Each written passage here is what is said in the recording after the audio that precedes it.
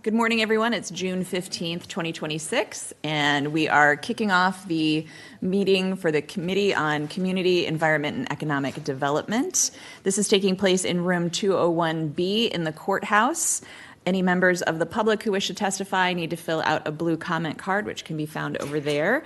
You can also go online at milwaukee.gov/public comment and follow the instructions there provided to participate via Teams, and members of the public can also leave e-comments via the County Legislative Information Center, which we call CLIC.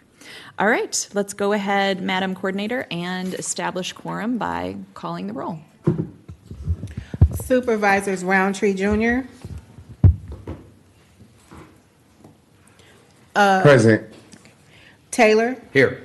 Logston, Present. O'Connor.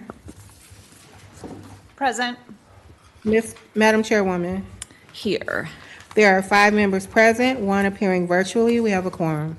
All right, we have got a public hearing notice for item number 1. So, Madam Coordinator, if you can read that into the record.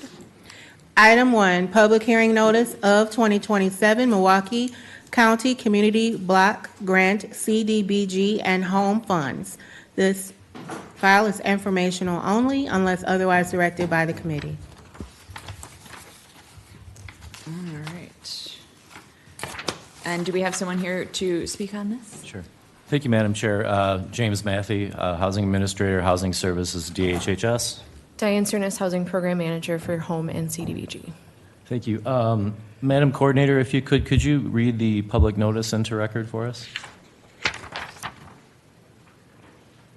Would you like for me to read it, or would you like to? You may read it. Thank you. 2027 Milwaukee County Community Development Block Grant CDBG and Home Funds. The County of Milwaukee is inviting citizen comments on the anticipated 2027 Community Development Block Grant CDBG funding and home funding. Milwaukee County anticipates receiving 2027 federal CDBG funding totaling approximately $1.7 million. The CDBG funding is to be shared between Milwaukee County and 15 participating municipalities. The municipal share will be allocated in accordance with the Intergovernmental Cooperation Council policy adopted for this purpose. It is proposed that the county share be used for county-wide projects. Approximately 20% is set aside for administrative costs. Milwaukee County also anticipates receiving $1.1 million in home funds to be used in 17 participating municipalities. Nonprofit agencies are eligible to apply for these grants. Applications for funding will be available starting June 23, 2026 through July 22, 2026.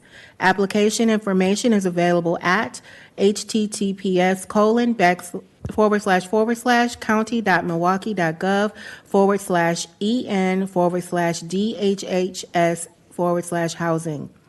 The Committee on Community, Environment, and Economic Development Committee is holding a public hearing on Monday, March 15th, 2026 at 9:30 a.m., which will be a hybrid meeting live streamed on the County Legislative Information Center, https://milwaukeecounty.legistar.com/calendar.aspx, as well as in person in room 203R at the Milwaukee County Courthouse located at 901 North 9th Street. For further information, please contact Diane Tsunis at diane.tsunis@milwaukeecountywi.gov. Okay. Was there a date correction that we need to make? Potentially, just want to verify it says June 15th and on the March. date. Yeah. I thought I put June. It says June 15th. Okay. Okay. Okay. It says June 15th, 2026 at 9:30 a.m. For new members of the committee, would you like to go over just really quickly what this program does and historically how it has been run out? Sure. Thank you, Madam Chair. Good morning, committee members. So I know a few of you have been on this committee for a while, but those that haven't. So we receive home and CDBG through federal government through HUD. Two different programs with two different sets of rules. So community development block grant funds can be used for a myriad of things. The biggest thing is it's for low to moderate income individuals. So we do everything from housing, economic development, senior meal programs, and everything in between, but it's all income-based. There's certain municipalities that have census tracts where anything's going to qualify in certain areas, and there's other ones that are not. So if we're doing something in Cudahy, those rules are going to look a little different than in Franklin, and we look at those all individually.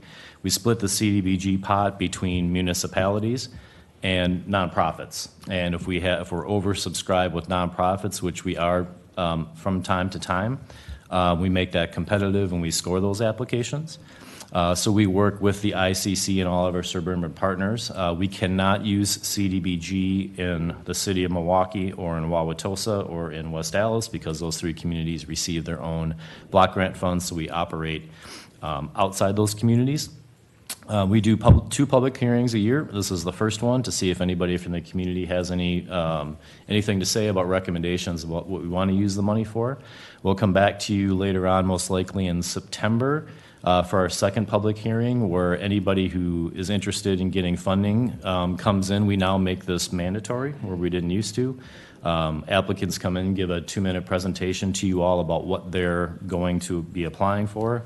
Diane and her team make sure all projects that will come to you are eligible and vetted, and then we come back most likely in December with our staff recommendations to you all about what gets funded, and then that is for the next year. For our home funds, that is meant for the development or the purpose of expanding affordable housing options.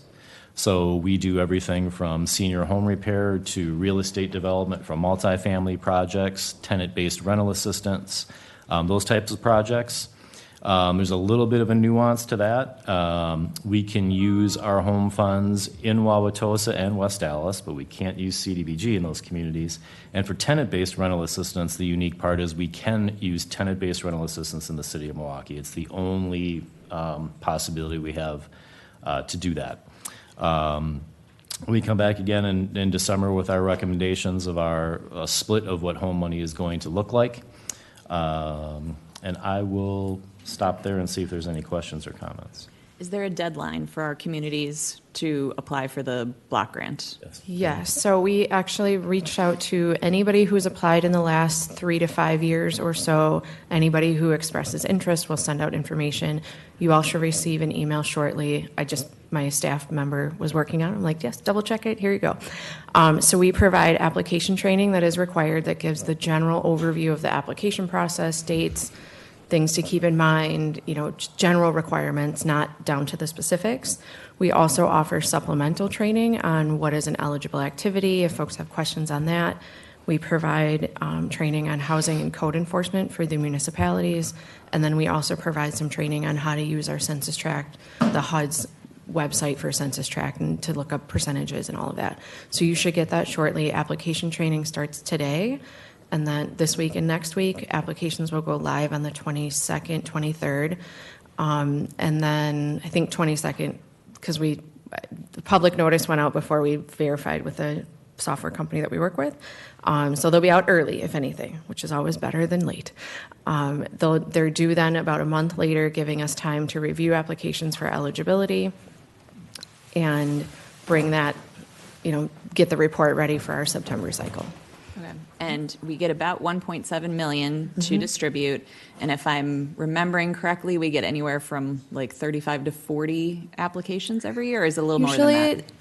Usually anywhere between 30, around 30, 35, sometimes a little bit more, sometimes a little bit less. It just depends on, and we've been working with municipalities pretty consistently to work with them on what they can apply for, because there are some areas that we don't get a lot of applications for, but then we'll reach out to say what might be an option for that we can utilize these funds so that they can get spread out. The public service dollars are usually spread throughout the community. There's different organizations, and like the North Shore Health Department serves all of the North Shore area, so maybe Fox Point doesn't get as much money, but they also serve, those populations too. So. Anyone on the committee have any questions? Online. Anyone in the public? This is a public notice for a public hearing. Anyone in the public have any questions or would like to raise any concerns or anything like that? No one in this room? Go ahead. Thank you, Chair. And this is more just of a comment, but I guess I'm trying to get a better understanding of the history, I guess, on what District 1 would have received and applied for. So I'll just be reaching out separately for that. Perfect. Thank you. Perfect. All right, and I'll ask one more time. Is there anyone from the public who wishes to speak regarding this public hearing? I don't see anyone in person, and I don't see any hands up on Teams. So I believe we are ready to move on to item 2, Madam Coordinator.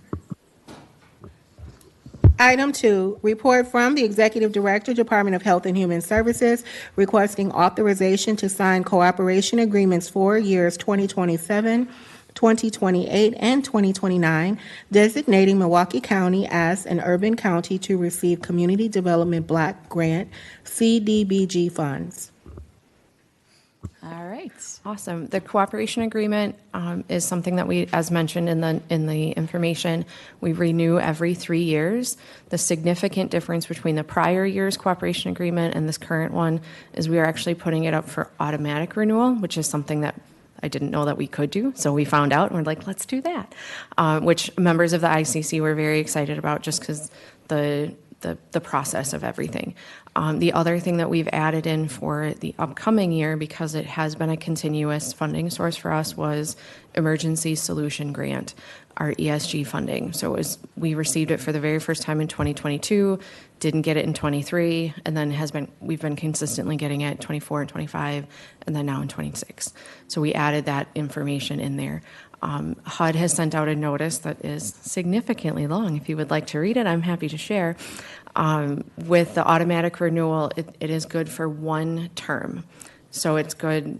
The next time we're up for renewal, it'll go for automatic renewal. And then the next, like 20, 30, 31, 32, which is weird to say, I'm just saying, that then will go up and re-sign and anything that's needed.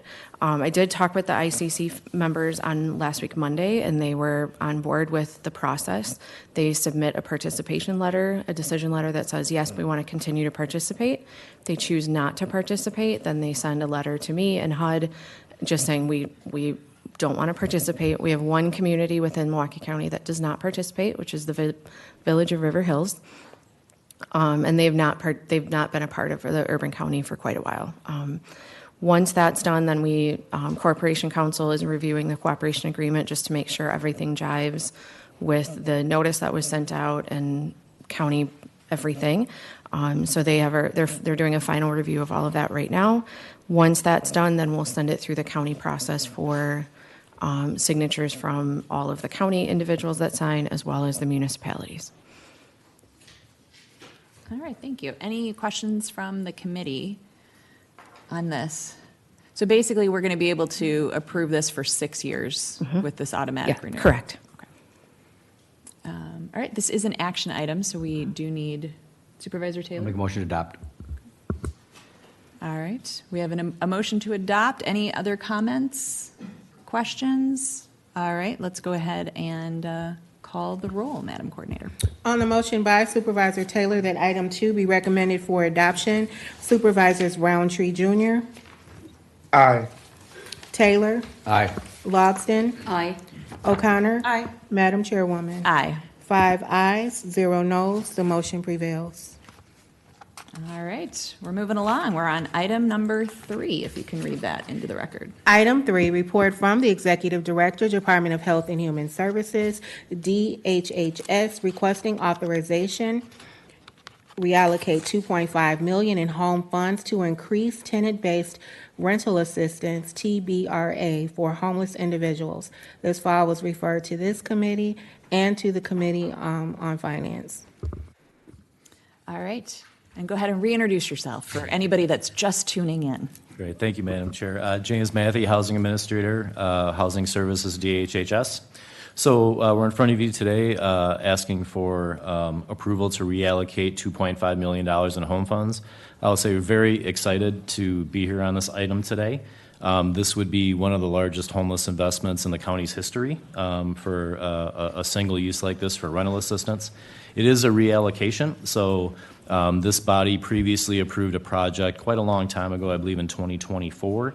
It was a multifamily project in South Milwaukee. We had two projects in South Milwaukee going on. One is the Bucyrus Center, which we're very excited about. That is moving forward, under construction as we speak, and with the potential of a new senior center being there. So that is not the project. That is not moving forward. The second project was Canal Transit Lofts, which was a multifamily project in South Milwaukee, that at least at the moment, is not able to move forward. So we all approved that, and I think 2024 gave the developer ample time. But it was a very complex financial model that she was using. And the city of South Milwaukee ended their development agreement just because of the time it was taking. They ended that in April, so the project, at least at the moment, is not moving forward. We're happy to look at that development and fund it in the future, but at the moment, that project is not moving forward. I think it ends up being a blessing for us. Funding and the nature of homelessness has changed dramatically in the last 2 years. The reason we've been successful in Milwaukee County, again, we have the lowest unsheltered count per capita in the nation, and the reason we've been able to do that is our focus on permanent housing and rental assistance. In the past years, we've used a lot of our county housing authority. Again, there's a city housing authority and the county housing authority. We've used a lot of federal housing authority vouchers to get to where we are. We've used a lot of rental assistance. The county board has been phenomenal partners on this, so you all deserve just a ton of credit for being such a good partner with us on homelessness with flexible rental assistance. That's now in our budget. But we now are in a shortfall in our housing authority, which means we cannot issue any more vouchers. Most of our HUD homeless programs are full. That wasn't the case 2 years ago, but it is now. So we would have faced a little bit of a crisis. But with this amount of money, we would use this for vouchers for homeless individuals, particularly those living directly on the street that are unsheltered. And we would start this in 2027, and we could house several hundred homeless individuals, which we're just really, really excited about. The bad news, of course, by 2028, 2029, we're going to have a serious problem in this community. There's a lot of federal changes going on right now that are going to have a massive impact on our homeless system. There's a shift at the federal level, focusing more on shelter and transitional housing and not permanent housing. That's going to dramatically increase homelessness in our community the way that we see it. But this will stave that off. We firmly believe we can keep up our progress with this amount of money. We will be looking at a call to action, forming some new public-private partnerships moving forward. We desperately need philanthropic leaders, business leaders to look at potentially donating differently, thinking about the issue of homelessness differently, trying to get them to contribute to rental assistance instead of the traditional things that they might have before. So long-term, to keep up our progress, this is going to have to be definitely more of a public-private partnership. But very excited about this. Like I said, I think this will allow us to keep up our progress at least through 2027, probably 2028. So I will stop there and take any questions. And the tenant-based rental assistance is something that we can use in the city of Milwaukee. Correct. How much of it do you think will go to the city versus the communities outside of the city? Good question, Madam Chair. I would say historically, and the nice thing about tenant-based rental assistance, and it's really probably our best tool, is individuals we serve can take that voucher and go anywhere that they want to. So any community they're eligible for, we do inspect every single unit, so I want to make that clear. Our staff inspect every single unit that our individuals move into for approval prior to. As long as the rent is reasonable by our staff's calculations, individuals can live in any municipality in Milwaukee. I don't know what the figures are off the top of my head, Madam Chair, but I would guess right around maybe an 80-20 split for individuals that choose to live in the city of Milwaukee. Mostly that's just due to services, the nonprofits that serve them for case management, those different types of things. That's usually the choice they make. But off the top of my head, that would be my guess, about 80-20. Supervisor Logston. Thank you, Chairwoman. My question to you, good morning, Morning. is the vouchers. Now, are they the vouchers for the security deposits? Is that what they're used for? Great question. So Madam Chair, Supervisor Logsdon, so security deposits are eligible. So we can do security deposits in up to 2 years. So what we try to do with our system, we have, 12 different pots of funds and rental assistance, and we try to move people through the system. So when they're on these home funds, we'd like to have an exit strategy of getting them enough income where they don't need the voucher, or possibly moving on to our housing authority voucher when this expires. So security deposit is definitely one of the things we can pay for. Sometimes we can even do double security deposits if we need to. That's unfortunately becoming way more common with landlords. Application fees, housing is getting very expensive in our community, but security deposit is eligible for this, yes. Okay, and is this income-based? Okay. Yes, Madam Chair, Supervisor. So almost everything we do is going to be income-based. So we're going to be looking for our participants to pay 30% of their income towards rent. A lot of our individuals that are still on the street are typically zero income, and some on SSI, so their payment might be a little low. But again, our goal is to increase everybody's income and self-sufficiencies over the years. The more rent they pay, the more vouchers we can put on the street. So it is all income-based. Thank you. Supervisor O'Connor. Thank you, Madam Chair. In terms of acceptance, and you don't have to get too specific around statistics, can you just talk a little bit about when a user wants to present a voucher, what are you seeing in terms of willingness to accept those vouchers or them being denied? Thank you. Thank you, Madam Chair, Supervisor Connor. Another great question. So what we find is almost everyone on the street will accept housing, especially this type of housing. They get to choose where they're going to live, and almost everyone will accept housing. What people will not accept as much anymore is the traditional congregate homeless shelters. A lot of individuals on the street will not go into shelter, but they will accept housing. And I think our homeless outreach team does a really good job with that. One of the other things, too, that this board approved through a previous home plan was to increase our housing navigation staff, which has been really helpful. So besides our folks on the street doing homeless outreach, our housing navigators are the ones that help folks through the housing process, which has been really helpful. So we really try to make it client-based. But that, again, is the reason why this is so important, because individuals just are not accepting traditional shelters anymore. What about landlords? Do we have landlords that won't accept our vouchers at all? Yeah, Madam Chair, we do, actually. One of the big changes we did, there was 1 year, I think we've had the lowest unsheltered count in the nation, like 4 out of the past 5 years. I think it was 2023, we saw an uptick. And that was where our staff couldn't even find one-bedroom apartments. Just housing got to be really out of control in the Milwaukee area, just competitively with the open market. So we made a lot of changes in 2023 and started our own landlord engagement program. This body, the county board, actually approved, I think it was Supervisor Rollins' resolution to start our LIFT program, Landlord Incentive to Foster Tenancy, is what it stood for. And that really made a big difference. So we now have landlords that will work with us. We have running lists of vacancies by neighborhood. We did not have that a couple of years ago, but that LIFT program really changed things.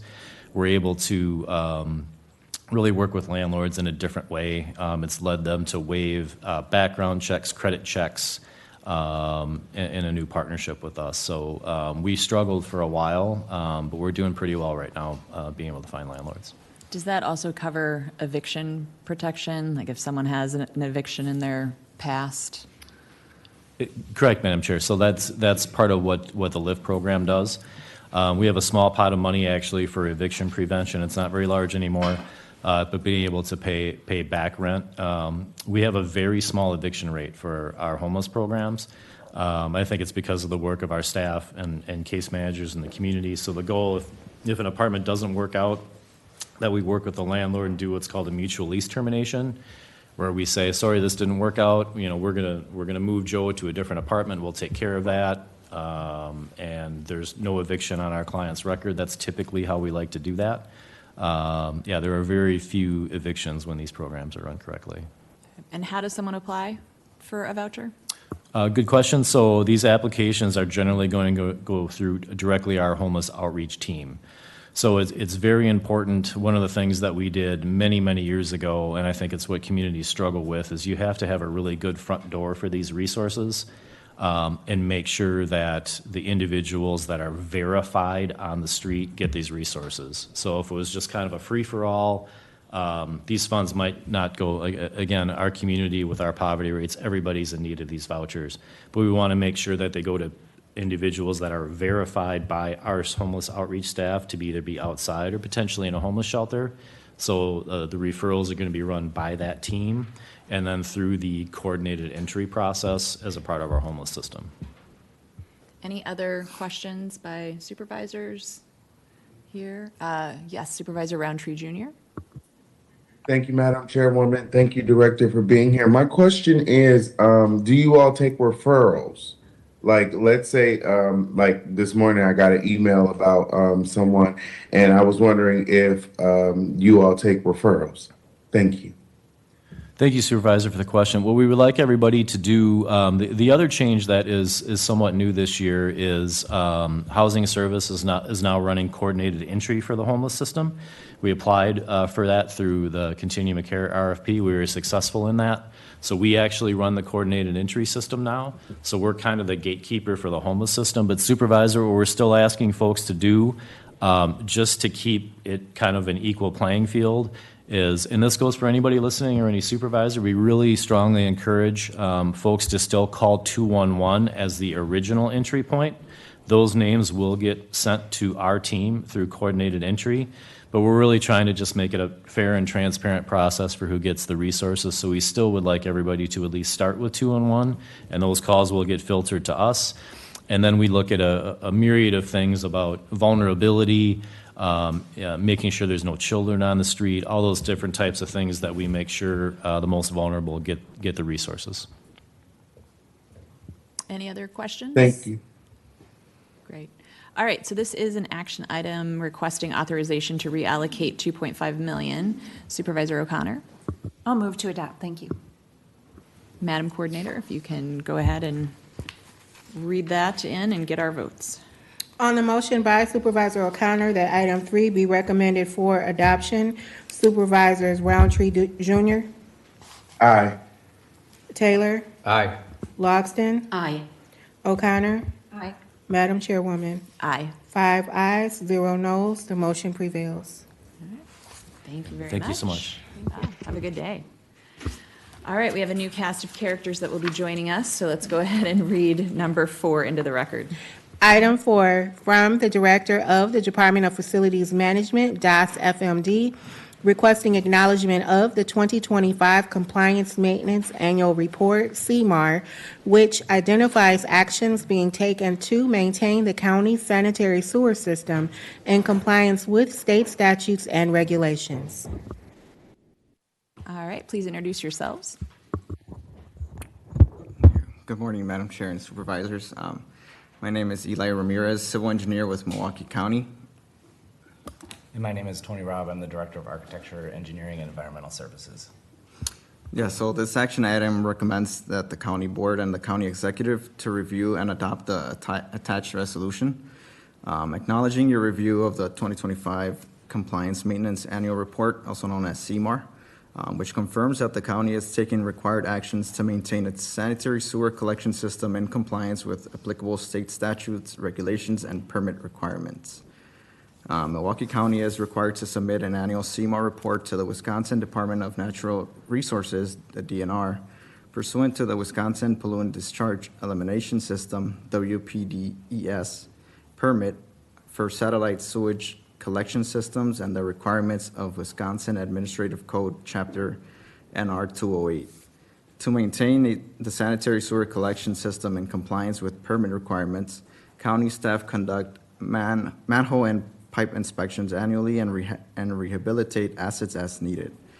So the reason I'm here before you today is because under NR 208, it requires that Milwaukee County's governing body adopt the attached resolution to acknowledge your review of the CMAR report that indicates that specific action items are being taken to maintain the county's sanitary sewer collection system in compliance with state statutes, regulations, and permit requirements.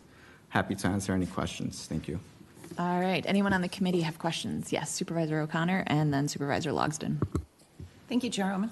And this applies to all Milwaukee County properties? Is this like our park structures as well, the courthouse, any and all county assets? Madam Chair and Supervisors, thank you. Yes, so this applies to all the facilities Milwaukee County owns. Yep. Thank you, Chairwoman. Just a quick question. With all the rain and all that we've had and the flooding, has this affected your report and your analysis? Thank you, Supervisor. So yes, the DNR is aware of these. So MMSD had like a big issue with like overflows during the heavy rainstorms. They're aware of this, and they're not as like, they're not enforcing the full like extent of like, the law. They're making exceptions because of these events. So, thank you.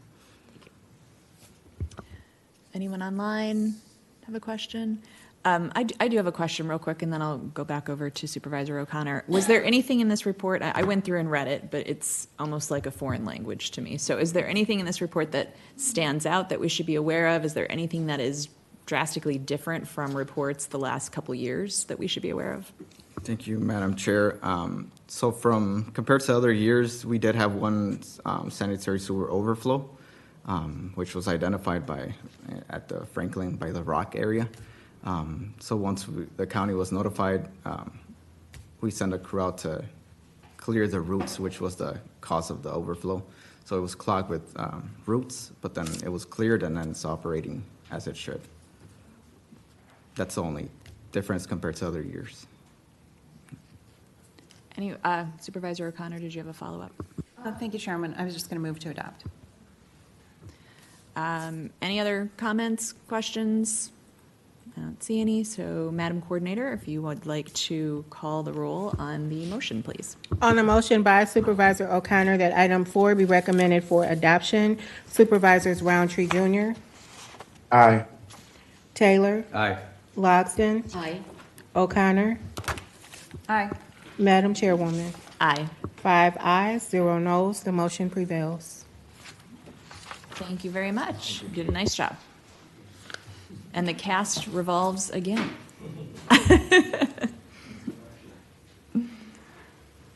All right. Madam Coordinator, please read in item number 5. Item 5, from the Office of Facilities Management and Architecture, Engineering, and Environmental Services, requesting an overview of the Department of Administrative Services, Facilities Management Division, project load, capacity, and deferred maintenance in anticipation of the Investing in Justice Courthouse Complex project. This file is also considered by this committee and the Committee on Finance and is informational only unless otherwise directed by the committee. I feel like this is, we just can't be educated enough on all of this, so I'm excited to have you here and talk us through your presentation, but please start by introducing yourself. Thank you, Madam Chair and Supervisors. My name's Sean Hayes. I'm the Director of Facilities Management with the Department of Administrative Services, and I'm here with... And I'm still Tony Robb, Director of Architecture, Engineering, and Environmental Services here in Milwaukee County. And I'd like to share a presentation of that.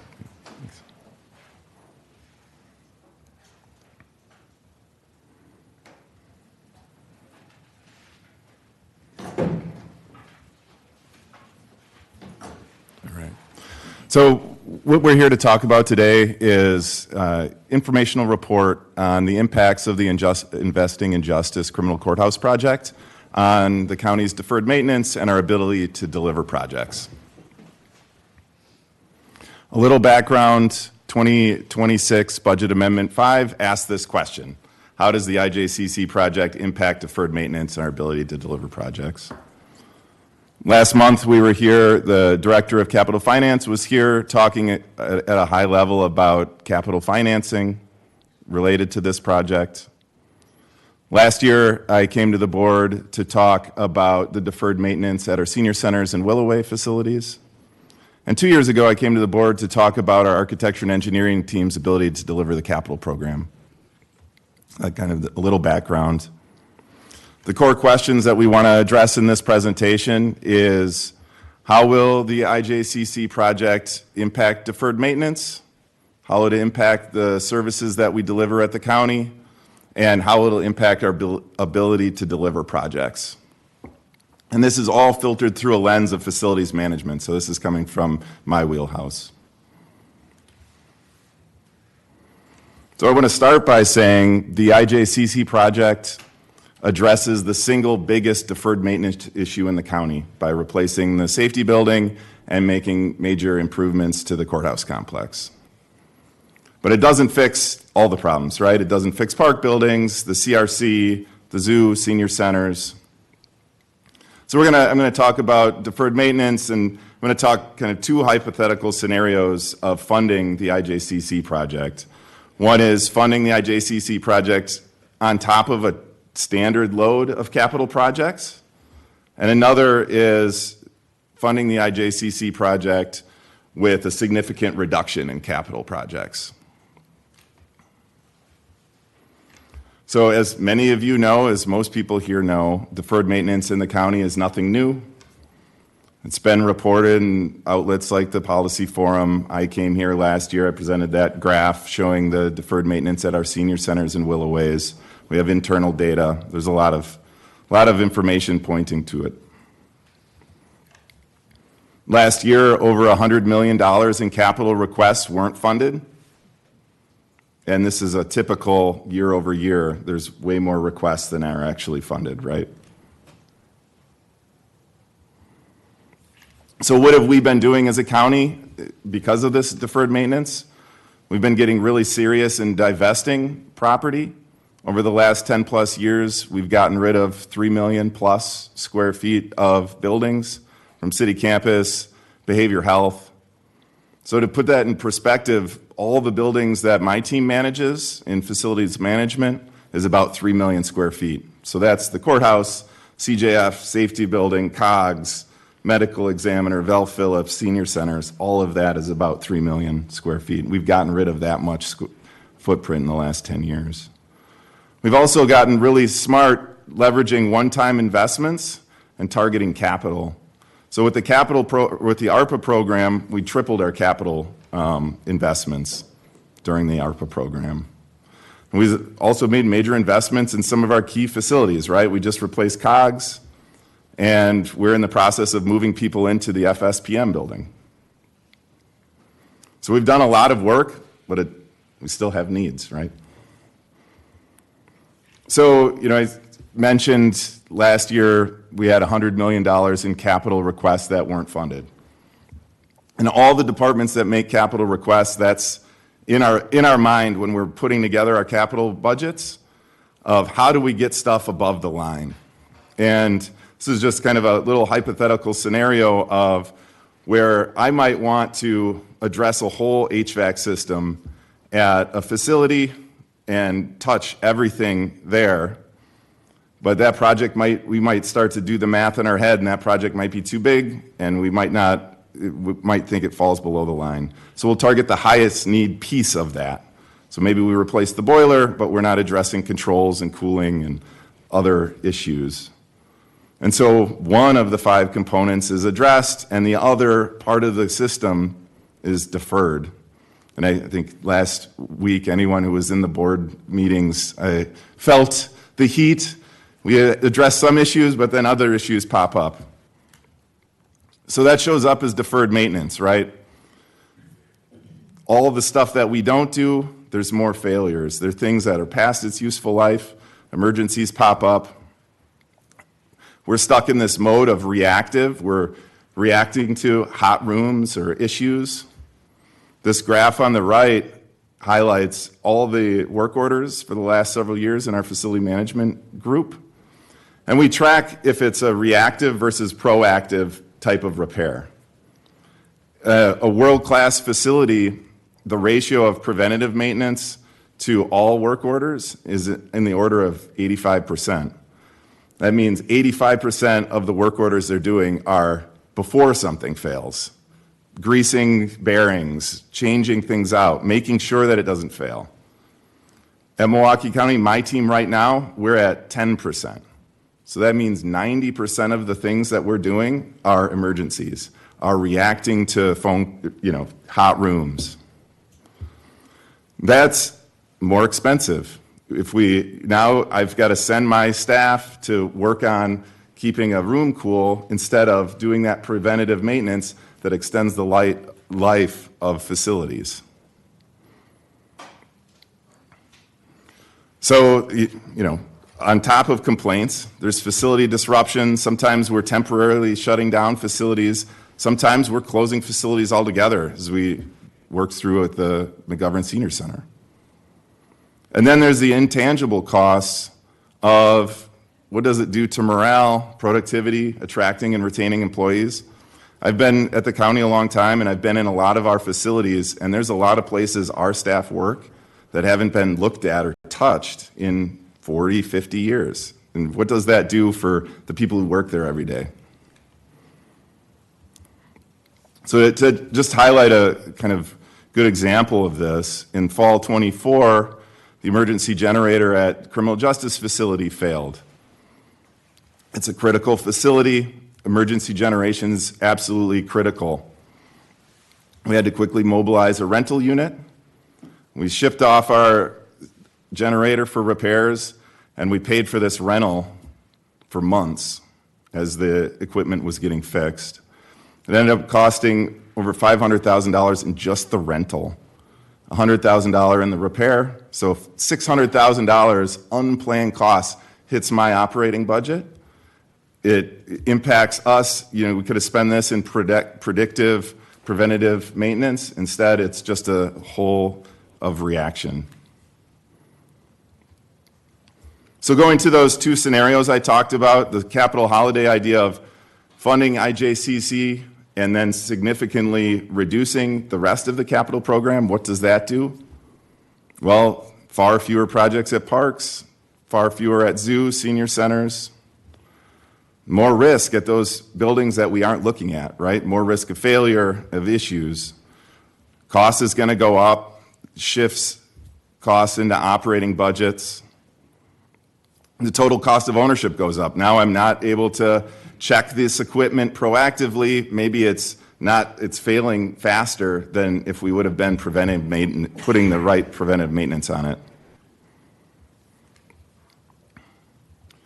Conversely, if we fund a full capital program, kind of our standard load, and then on top fund the IJCC project, we're better managing our risk. We're addressing the high-need stuff at parks and senior centers. It doesn't solve all the problems. There's still a big backlog, but it does a better job managing our risk. So with that, I'll turn it over to Tony Robb to talk about the architecture and engineering's ability to deliver the capital program. Thank you, Sean, Chairperson and supervisors. I'm here to talk today about the impacts of adding the IJCC project to our capital project delivery system. As a reminder, the Architecture, Engineering, Environmental Services Division is tasked with delivering many of our capital projects here. Sean presented two scenarios in his presentation. What really, in my department, we need to stop and think about is having the flexibility to be able to react to how the county decides to move forward. So that is our number one thing to think about as we've been going through this process. And I'm going to focus today primarily on scenario B. We've been thinking about scenario B where we have our typical load of capital projects and adding the IJCC to it for the last several years. In fact, we've been working towards this scenario internally in our office. Over the last 5 years, we've been taking aggressive steps to increase our flexibility. This flexibility is geared towards meeting the needs of our project delivery systems. And several of the things that we've taken to move forward and have this flexibility is we've been leveraging our consultants very strategically. This involves using consultants in ways that we never have before. It also involves leveraging those consultants to a greater degree where we need them. We've also brought several new tools onto our toolbox. One of those is the On-Call Consultants program. On the construction side of things, we have our construction manager at risk delivery system that we brought on board. This is the system that we've used to successfully deliver several of our very large projects in the recent past. We have our job order contracting delivery system, which we brought on board, which allows us to deliver many of our small and medium-sized projects. And it really increases our flexibility and our ability to adapt to the changing environment that we live in today. Internally, we've been making actions to also increase our flexibility and be prepared for this project. We've been aligning ourselves with many of the DOS and county initiatives that have been rolled out recently. One of those is internal collaboration. We've been working with our team internally to make sure that everybody knows their roles and responsibilities and that we can react appropriately. We've been working on cross-training where needed to increase that flexibility and the ability to adapt to the projects that we have. We've also been working really hard in the last year and a half on interdepartmental collaborations. We realize that we are not a silo in the middle of the county, and we need to work with all of our stakeholders. We need to make sure everybody's aligned appropriately and moving forward with the goals in mind of getting projects done. We've streamlined existing processes where possible, and we've also reduced staff vacancy. We've been very successful at getting staff hired and onboarded, and I believe today we only have 2 staff members of our 46 that are vacant. So the results of all of this work over the last 5 years, we're starting to see the fruition of that. So if you look at this graph, back in 2024, we were nearly at 270 projects in our department. Today, we are at 237. And actually, I just checked last week, we're actually 11 below that now at 226. We're anticipating our portfolio at the end of the year to be down at 187. It may even be lower. And a lot of that has to do with the ARPA projects that are closing out, many of which are already closed. We're just leaving open for a formal closure in November. Let's go ahead. Other considerations to keep in mind, our department, as I mentioned earlier, has been actively working towards the goal of bringing the IJCC project to reality in both the design and construction. We are the leading group in the design and construction work group. We've been doing work internally in our office on things like geotechnical engineering and testing, hazardous material testing. We're actively involved in a lot of the conceptual meetings and things like that, leading meetings, working with the stakeholders as we start to begin a plan of enabling this project by moving staff and departments around. So we've had a lot of meetings and a lot of staff dedicated to already. In addition to doing that, we've also successfully delivered the design and construction of several key projects here at the county. As Sean mentioned, the CFSPM project with the medical examiner's office and the OEM. Their OEM is already there, and medical examiner later this year will be moving in. Last year, we delivered the COGS facility. The secured youth facility over at Val Phillips is another major key project for the county. And a little bit behind in the schedule of these others is the international terminal at the airport, which now has steel coming out of the ground. So we're starting to see the infrastructure be built there. All of these projects will be wrapped up by the time we start construction on the IJCC. So things have aligned rather well in that regard. And in total, that amounts to about $307 million worth of work, in addition to all of the other small projects, the 200 other projects that we're working on. And with that, I'll turn it back over to Sean for his conclusions and any questions. Yeah, and just a quick wrap up. The IJCC project addresses the single biggest need in the county with deferred maintenance by replacing the safety building. But it doesn't address all the issues, right? Taking a capital holiday doesn't eliminate the needs. It just pushes it into the future, often with greater risks and more costs. From a facilities management point of view, Milwaukee County should avoid reducing the capital investments without clearly understanding facility needs, risks, deferred maintenance impacts that would result. And our team, our architecture and engineering team, is set up to handle a normal capital load in addition to the IJCC project. With that, I'd be happy to answer any questions. So many questions. Supervisor O'Connor, why don't you kick us off? Thank you, Chair. I have so many questions too, but I'll try to keep it to 2. So even new buildings need repairs and maintenance. So how are we preparing differently with our budgeting forecasts to sort of anticipate expected repairs and maintenance on our newer facilities? Thank you. Thank you, Chairwoman, supervisors. Good question. Yeah, we are factoring this in. We're trying to right-size our operating budgets for these new buildings. We have a task force for FSPM, for example, that's working to try to figure out how do we fund the right size budget for that. We also created a position a couple years ago called an asset manager within the FMD team that is working to set up preventative maintenance programs at these new facilities. So we are more in the proactive mindset from the beginning. We're not going to let them get ahead of us. So, yeah. Thanks. Thank you. I'll continue then. Could you go back to slide 14, please? Yes. Which one is 14? Oh, there we go. There we go. Is that 14? Yes, thank you. So you talked about how it sounds like you're tightening up procedures and staffing and maybe communication between departments. So I guess I'm just curious, like where are you finding these best practices? Are you looking at other counties? Are you looking at the for-profit sector? Are you looking at all of those? Or sort of how are you incorporating these new practices? Thanks. That's an excellent question. Thank you, Chairwoman and supervisors. We went through, I think it's well known that we went through a very large turnover in our office, in our department in the last 5 years. And in that process, we have a lot of new ideas and new people coming on board. Many of them are from the private sector.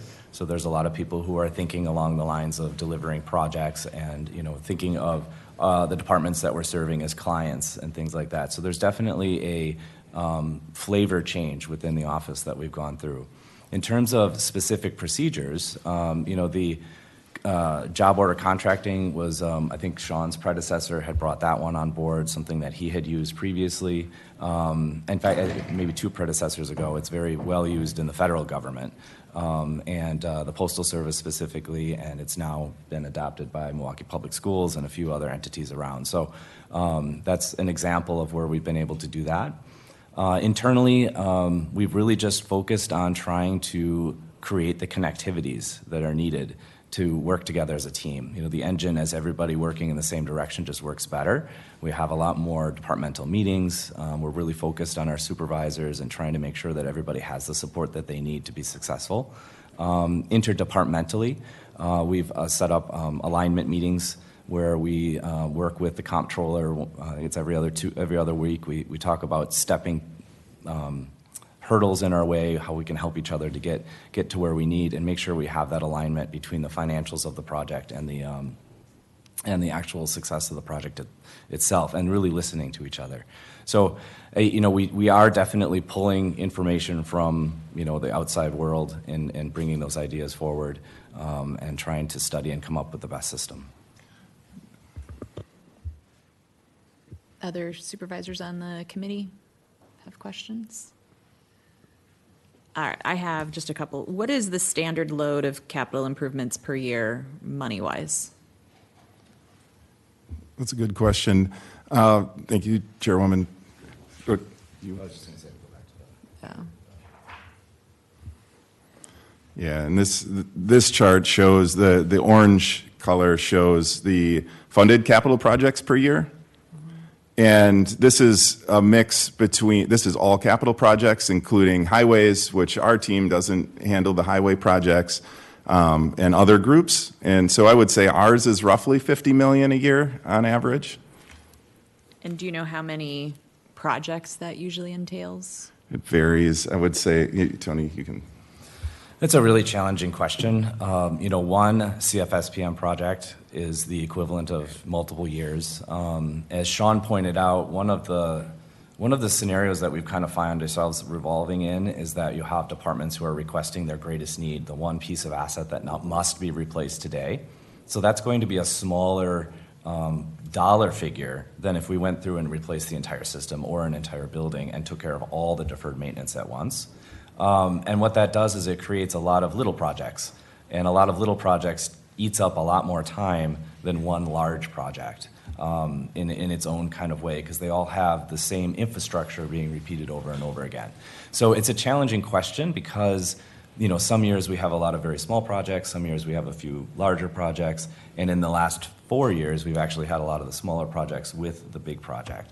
Now, I'll say last year in my department, we brought on 24 new projects, and then we had roughly about that many continuing projects. If you look at that, it was somewhere maybe around the 50 mark in my department. And as Sean pointed out, there's also fleet and transportation as well, and a few department-driven projects that are capitally funded. Well, I think every one of us on the board would like to see capital improvements continue, but then we also get a viewpoint from our budget and strategy office that lays out that maybe it fiscally is not the best. So do you feel like your recommendation will be at odds with their recommendation? Yeah, that's a good question, Chairwoman and supervisors. I think that there may be some at odds, but I think it aligns in that if we don't invest in our infrastructure, it's going to cost more in the long run. So I think it's fiscally smart to keep your equipment running, keep your facilities buttoned up, and invest now, because we're just pushing that cost into other areas, into our operating accounts, or into now we've got to replace a whole building instead of we just have to replace these little pieces or whatever. So I think there's alignment. And I also think it's important to realize that the IJCC project does take care of a lot of the backload as well. Welcome to the table. Thank you. Good morning, Chair, Supervisors. Jeremy Lucas, Acting Deputy Chief of Staff for the County Executive's Office, but primarily the Funding and Finance Work Stream Lead for the IJCC project. I think primarily we wanted to bring forth to this body all of the options, and probably the most conservative or taxpayer-friendly option would be to, forego bonding that we already do, which, is like the capital holiday, and drive those resources into the building. I don't believe that, I believe this group has done a really good job, and we are in the process of connecting with this body more than anyone over the next couple of months to determine where we would like to go.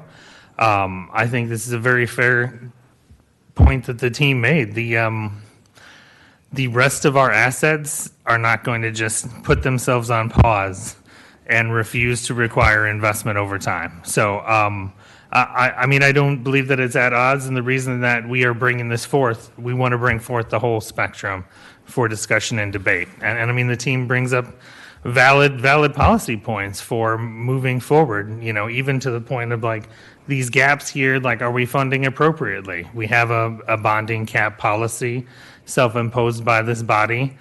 There have been various discussions about whether or not it's the appropriate level. I believe 2 or 3 years ago, I believe the Comptroller's Office brought a report to say hey, this is what it looks like. But really it's a discussion about trade-offs. Because increasing your capital funding does have a direct impact to your property tax levy. So it's an excellent point, and I think we are looking to this body for direction on how to handle this. This will be the biggest capital project in Milwaukee County's history, replacing a 100-year-old building. We're confident this team can help us deliver that. Really what we're getting into is policy decisions on the how. Well, I hope that all of my colleagues look at all of these reports that are going out so that we can have really fruitful discussions. Supervisor Logsdon. Thank you, Chairwoman. A question bringing up, the concerns, and it was actually on your report here, about vacancies. Is a vacancy in more skilled trades, or is it mainly our consultants, our management side? There's definitely concerns on both sides. Any vacancy is something that needs to be taken seriously and worked out. In my department in particular, we had a lot of retirements. We had the COVID era forced a lot through, and so we've really focused on making sure that we try to hire qualified people and get them onboarded as quickly as possible. And then on the trade side, I don't know if you have any other comments. But same. It's an issue in both sides. Thanks, Chairwoman. It's something that we're actively working on with the trades to try to retain staff and reduce turnover. So it's a big concern of ours, for sure. Thank you. And I do know the more that you have in-house, you can get the jobs done versus always out, looking for contracts and whatever, because I've noticed in the last 2 years the difference of how many things we are contracting. Okay, and that explains why. Thank you. I believe that Supervisor Roundtree Jr. may be highlighted in yellow for a question. Am I right or wrong? No? Okay, so no questions online. We do have Supervisor Vincent here. I don't know if she wanted to ask any questions or make a statement on this. No? Okay. Anybody else have anything they want to add? All right. I think this is, really important. We'll be facing tough decisions coming ahead. So thank you for your time. Thank you. Madam Coordinator, let's go ahead and move on. We're on number 6, I believe. A report from the Department of Administrative Services and Office of Strategy, Budget, and Performance, providing an update on the Investing in Justice Courthouse Complex project. This file is also considered by this committee and the Committee on Finance, and it's informational only unless otherwise directed by the committee. Good morning. Good morning. Capriola, and to the rest of the committee members. It's always a pleasure. My name is Carl Ashley, Chief Judge for Milwaukee County, and it's our opportunity to update the C Committee. That is not good. Let's start that all over. Now we have to start all over again. Good morning. Good morning, Supervisor, Chairwoman Capriola, and to the rest of the committee members, good morning. It's always a pleasure to come here and speak to you and address you on the Investing in Justice Courthouse Complex. I've been very gratified with the opportunity to have this project proceed. We are on our way. This is going to be an opportunity for us to talk to you a little bit more about where we are right now. And again, I want to stress, we want your questions. We want to make sure that we are informing you, keeping you abreast of what we're considering, and using your input, because at the end of the day, we want you to help us have the best community program that's going to result in a complex that's going to be beneficial to our entire community. And as I've often stressed, it's not just about brick and mortar. It's about opportunity to do our work better for the community. And today you're going to get an opportunity to hear from a few people beyond you normally hear, to get an understanding of some of the things that can happen as a result of this complex that are going to be beneficial for the members of the Milwaukee County community. And I have next to me the project manager, Aaron Perkins. All right. Good morning. Thank you, Madam Chair, for letting me be here. Good morning, committee. My name is Aaron Perkins. I'm a project manager with the county's Office of Strategy, Budget, and Performance. So to kick things off, we'll start with the mission and vision of the IJCC project. This is a familiar slide that we've gone over in a number of our previous presentations. But in short, we're aiming to make sure that we have a more welcoming and more adaptable courthouse complex building that embodies justice, equity, safety, and community, both community well-being both now and into the future. And we'll do that through coming up with an adaptable design for the new facility that includes stakeholder engagement and also accommodates state-mandated services and a number of different services and resources that would be helpful for community members. So the project goals, these are what were ranked by members of our advisory council for the IJCC project. These are all important items, but as the committee was ranking them, they were thinking through long term. Yes, there are things that are definitely important in the short term, like the financial responsibility and cost efficiency, but long term, big picture, we really want to make sure that we're coming up with a building that is safe and secure, that's efficient, and all these different things, both now and into the future. And as we're thinking about the decisions that we need to make related to the new facility, we're balancing three things. We want to look at what are best practices. We want to look at, of course, what's financially feasible, but we also want to look at what do stakeholders and the public at large think is important as we're thinking about the different pieces of this building. For our structure of support, these are the different partners that we have that are working on moving this project forward on a day-to-day basis. So you have the county's project management office. That's really at the core of moving a lot of this work forward. We have county leadership, of course, that's providing directives to our project management office. We have an advisory council that provides input on different recommendations related to the project. And then much of the work that happens on an ongoing basis is handled by one of four work groups. So I'm the head of the stakeholder engagement work group. We have Jeremy Lucas, who is just speaking and will come up later to talk more about funding and finance related to the project, but he he's over the funding and finance work group. We also have a design and construction work group, and then justice policy and programs. In terms of timeline, of course, we're looking at a long time frame here. 2032 is when we're looking to have the project completed. But as far as the items that lead up to relocation and demo, we're about halfway, if not towards the end, it looks like, with justice policy and programs for the timeline for the different items that we need to do in order to tear down the safety building and then move forward with renovations for the courthouse complex. So with that, I'm going to ask Director Hertzberg to come up and then present some additional information about the conceptual design for the new facility. Thanks, Erin. Erin Hertzberg, Director of Administrative Services, here to talk about conceptual design. So we're leaning into this 100% conceptual design, right? So there will still be changes, but we're starting to figure out what this thing's going to look like, getting the boxes in the right place. We're not doing the detailed schematic designs yet or construction documents. Still time for refinement, but we're making lots of progress.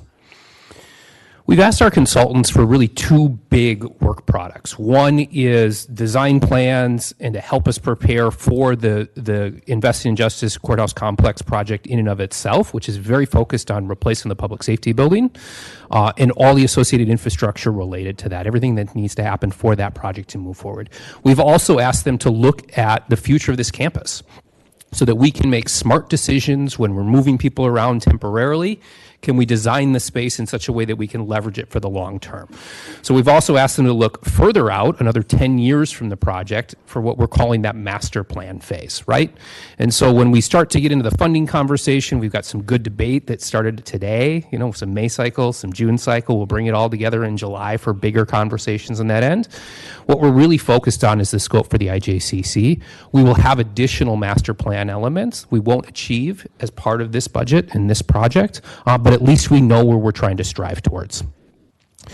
You can get a sense of how those various phases of the project phase out over the life of the IJCC scope and then the additional 10 years thereafter. So we're looking at moving back into a new building in 2032, 2033, and thereafter these recommended future updates in the system. One other thing I really want to highlight here is we've met with a lot of partners. We've brought a lot of people in and around this project. A handful of them are in the room today. I'm going to ask them when we're done to come up and speak to this. But through that, we brought in the National Center of State Courts to help guide some conversations and talk about how can we improve the criminal justice system. Those that are highlighted in yellow on this slide are those elements where we can really lean into infrastructure improvements that create a better environment for justice policy and programs in the future. And so this is from feedback that we've received throughout the project cycle and how we're going to incorporate it into the project itself. A couple of updates from the last time I've presented. We've refined to judicial suites, one on each floor. The typical court floor will have 4 judges in each suite. We've got expanded pre-screening lobby area to accommodate crowds and folks coming into the facility. We've refined the tunnel connection, the parking garage, which I'll talk about in a second. We've got the opportunity for a second entrance from MacArthur Square when the City of Milwaukee is able to revitalize that space, which we've talked about previously at this committee. We've refined the jury management area to accommodate a large-scale conference room. That was a big request from the campus. A lot of users on the campus who'd like a large area training conference room, so we've been able to accommodate that.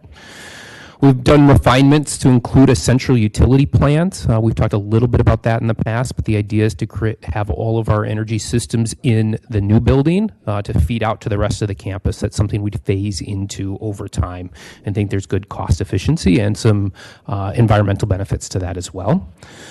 We've right-sized our shared court support functions to make sure we've got the right spaces for the right partners.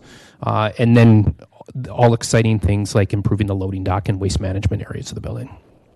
So you get a sense of how the building stacks up, all the different elements that come into what we're calling the replacement for the public safety building or this new criminal courthouse. So let's talk site plan quick, give you a sense of where the new building is. As we've talked about before, it will be on the same site as the former public safety building. We've made some refinements to that parking loading area. The public plaza area on the upper left there, that will sort of bookend the other side of the street and the plaza area in front of the CJF.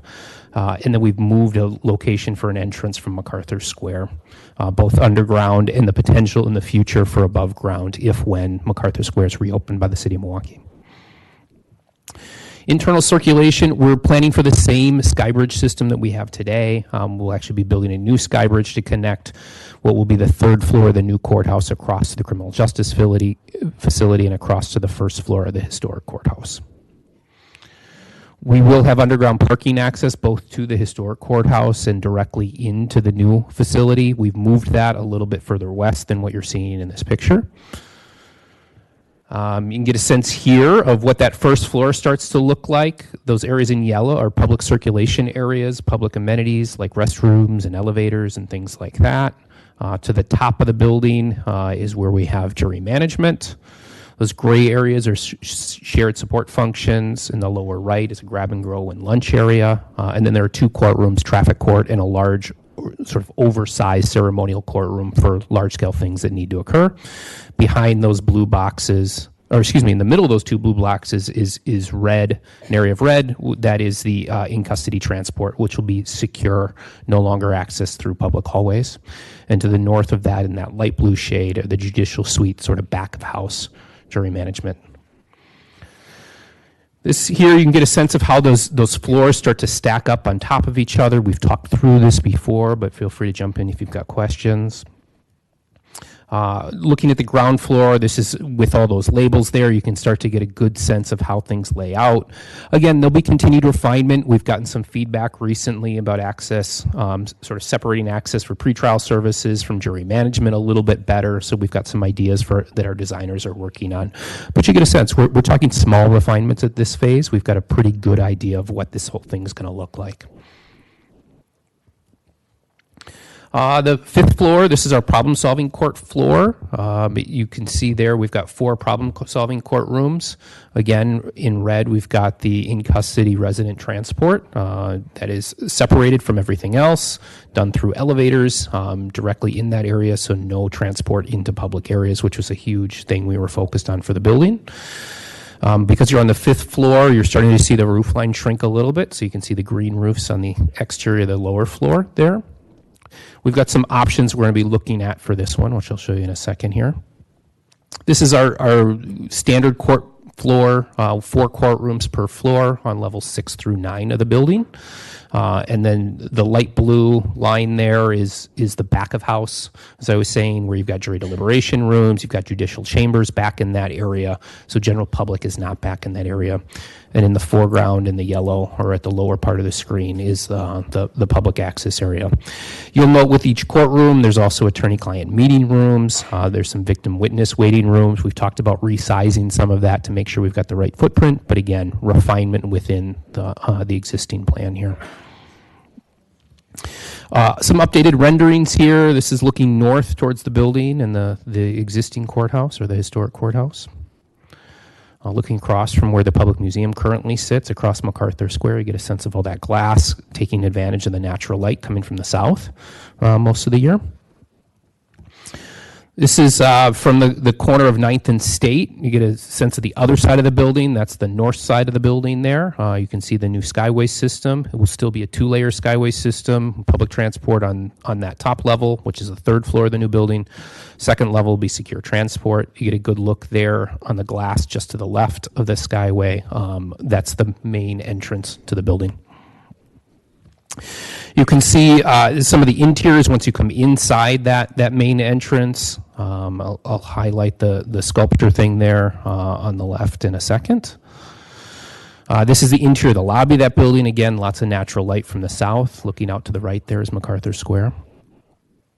And once you get up to some of those other levels, you get a sense of that green roof, and looking back out of the historic courthouse. It's really sort of a handsome view, I think. A lot different character than what you see today, certainly inside the public safety building, which feels very dark, very little natural light on those interior areas of the building. So a couple of design considerations we're still working through. So earlier I showed you a render for a floor plan for the problem-solving court floor. It's actually this version of it. We're having some ongoing debate about whether we'll have 4 problem-solving courtrooms or 3. If we shrunk down to 3, we could move some of those elements that were hanging off the south side of the building into that location. We're still working on footprint sizes. This is something the advisory committee and the design committee are continuing to work out, but you can start to see we're still refining around the building, but trying to make sure we get the right answers going forward. Another conversation we're having on the advisory committee is about increasing the DA's floor heights. The district attorney's office up on the 4th floor is a shorter floor than the standard courtroom floors, right? This building is intended to last for 100 years. There's some suggestion that if we wanted to create more flexibility for the building in that 100-year life, we could increase the floor heights by about 5 feet. And then in the future, if we ever wanted or needed to convert more space for traditional courtrooms, we would have the right ceiling heights to do so, right? So we're looking in the costs associated with what it would take to do that. Not developing hard plans around it. That would be another pretty sizable capital project, but certainly a lot easier than trying to figure out how to squeeze extra courtrooms into the building once it was built. Again, nothing we're planning for the foreseeable future, but trying to think about how do you build flexibility into what is intended to be a 100-year-old building or a 100-year life to building. Central utility plant, we've refined to a solution where we'll be doing the chilled water and heating systems in the new building. On day 1, we would build enough space in the facility to accommodate for all 3 buildings. We would phase into that. On day 1, we would have facilities, heating and cooling operations for the new building. At the end of useful life for those utilities in the CJF, which are due right around mid-2030s, we would then phase that into the new building. And then in the 2040s, when the chillers go offline for this building or anticipate go offline for this building, we would eventually phase that over as well. We think it's a nice way to continue to invest, continue to grow, see the environmental savings phased in without wasting relatively new equipment. There was some look at doing full electrification of equipment. This is pretty cutting edge technology, something the team wasn't 100% comfortable with. There's larger environmental savings attached to this, but a significant increase in price tag and some concerns about the operationability of this. The existing safety building has some nice characteristics to it. We'd like to carry that over into the new building. The stone carving that you see there in the larger picture, there are a handful of those throughout the complex today on the exterior. We'd like to reincorporate them and make use of those in the new building, carry over some of that history into the new facility.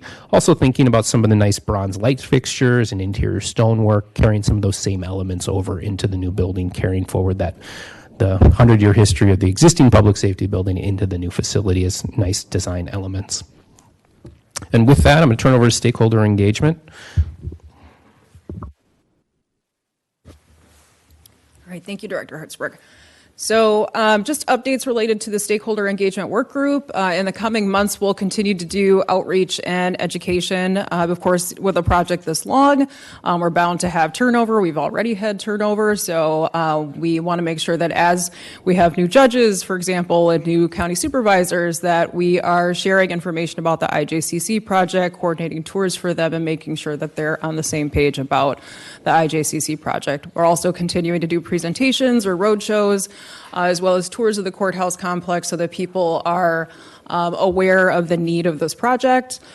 We have a couple different emails that have been going out to provide project updates to key stakeholders that have been a part of this project. For example, the people that signed on to the letter of support to the state of Wisconsin, they've been getting emails with updates. And we also have another set of emails that we sent to people that have attended our listening sessions, some of our public tours, some of the other stakeholders along the way, just so that they can stay up to date on the project. For now, we're also planning to potentially hold some sessions in August that'll be tied into the budget sessions so that the public can also receive updates on this alongside the budget conversations. And we're also planning to reinvigorate that coalition letter as well. So looking to have some of our partners and stakeholders sign on to a letter just demonstrating that they are also supportive of the project. We've had Miller Communications doing some updating of our messaging around the IJCC project. A lot of our previous messaging was really related to the state funding ask. So now they're really updating our messaging to talk about the value of this project and why it's important for us to do this project right now. So we're doing some overhauls of some of our collateral, our website, and those different materials. And we're also working with the National Center for State Courts on Strategic Planning. This is part of our Justice Policy and Programs work group. So recognizing that this isn't just about changing a building, it's also about changing processes within the criminal legal system. So we did some workshops last month with them. They just gave us a report on some different types of process improvements that we can do, particularly around scheduling, so that we can bring the system itself up to date as well alongside the building that we're planning on doing. For internal engagement, of course, we want to make sure that we're keeping county leaders like yourselves and other electeds, department chair or department leads in the know about what's happening with the IJCC project. We're also working with my colleague Elizabeth Flam and Peter Nellis, who is on the design and construction work group, so that we can provide updates to people related to the enabling phase, which is coming up fast. People have questions about timeline, when do they need to start moving, when do they need to start throwing out materials. So they're really our key point people when it comes to what we were previously calling the swing phase and is now the enabling phase, that transitional phase of moving people out of the safety building, moving them into their sort of temporary locations, or in some cases permanent locations, while the building is being constructed. So with that, we'll have Jeremy Lucas come up.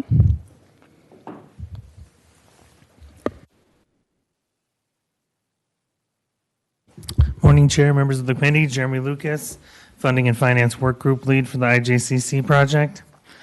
Just a couple of slides here, looking here that, again, this is pretty familiar to you. Not a lot of change here. I know the A&E team mentioned the geotech consultants, site surveys, kind of a lot of pre-work here that we're working on before we get moving people and getting deep into the project. So, about $38 million appropriated to this project thus far.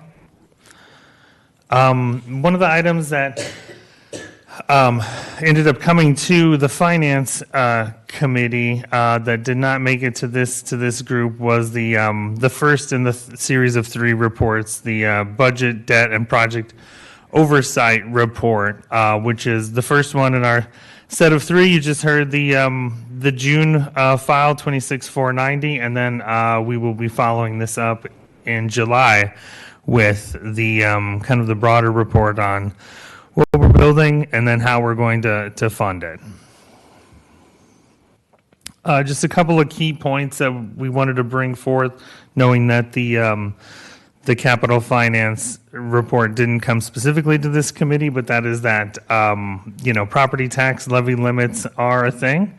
We've been struggling with those on the operational side for many years. However, that's state law restriction. That's increasing property taxes for day-to-day operations. Wanted to draw a contrast there to the county can increase property taxes as much as required to cover debt service costs. So essentially, like if you borrow funds to do capital projects, the property tax levy follows. The engineers of this system never wanted your municipalities to be able to pay off the debt for the projects that they were working on for the public good. So those are inextricably tied together as we move forward. And then the general obligation debt, the county's limit per state statute is about $5.3 billion. The county is currently only using about 8% of that statutory limit. So that limit is derived by kind of equalized value. And as us being as dense and mature as we are, that number is very, very large. I would say no one would loan us $5.3 billion. The market really will determine that, but that goes to say that issuing too much debt can increase borrowing costs. So the market rate really is what defines the costs, both within Wisconsin and then broadly in the nation, kind of how the economy is doing. So the comptroller's office did a great report for us, and based on the original funding amount, a $436 million project would increase the property taxes on a home valued at $250,000 by about $88 a year. It kind of works out to every $100 million borrowed, it would add about $20 a year on that same valued home. So it kind of gives you an understanding of what it looks like, what the property tax payer impacts might look like. If you're wondering about if we would run up into that 5.3 billion, even adding on this 890, would bring us to in the neighborhood of about 17%. We did some research on some of the other counties that have had some big courthouses and things, and that is not unusual. When you're doing a generational project like this, you do see that kind of capacity gets eaten up a little bit, and then over time, again, it will go back down. So, I'm here to kick it back to Director Hertzberg or Ms. Perkins, and we have some other guests that are here to speak on the project. Wonderful. Great. Thank you. Again, Aaron Hertzberg, Director of Administrative Services. We do have a few guests who've joined us. One of the things we talked about at the last committee cycle was hearing from other people impacted about this. You've seen a lot of us talking about this. We brought a few of our let's say, close friends on this project, and over the next couple of months hope to bring more people forward who can help you understand their impact working in the public safety building and what their involvement has been and what they're looking forward to potentially new building. So first, I'd like to invite Judge Carroll. You want to come up, introduce yourself quick? Thank you. All right. Good morning, Madam Chairwoman, Supervisors. My name is Jane Carroll. I am a Deputy Chief Judge here in Milwaukee County, and I'm the presiding judge at the Children's Division. I really appreciate the work that this committee has done, and particularly for their recognition of treatment courts and the need to expand our treatment courts in the future. One of those opportunities is the treatment courts that are currently housed at the Val Phillips Center that I preside over. One is Healthy Infant Court. We don't need any space. We do that by Zoom. The other is Family Drug Treatment Court, and that is families whose children have been taken into care by Child Protective Services because they have a substance use disorder. And we meet now in our jury management space, which is not ideal. And if there is a jury, we can't use we have to be quiet, and we can't use any of the back rooms, the bathrooms, that sort of thing. And if there's two juries, then we're sort of nomads and we're looking for a space. Sometimes we kick a judge out of their courtroom if they have one of the bigger courtrooms.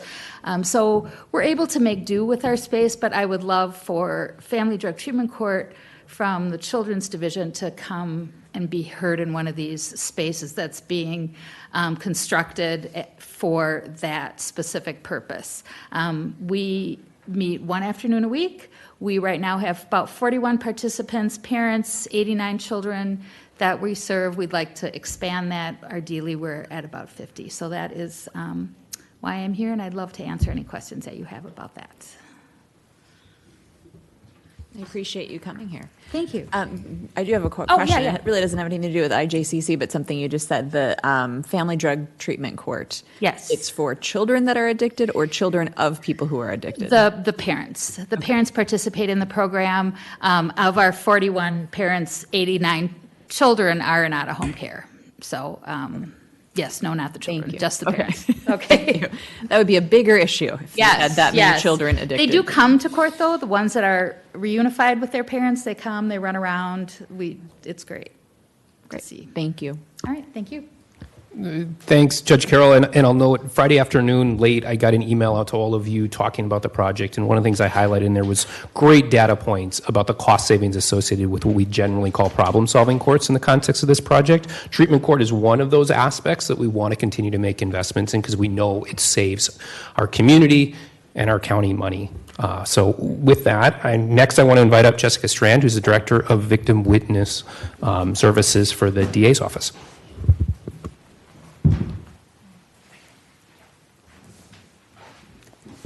Good morning. Chairwoman and supervisors, thank you so much for hearing from me today. I wanted to kind of touch on some numbers so that you had an idea about the victims and witnesses that we're serving. So we served over 21,000 victims in 2025.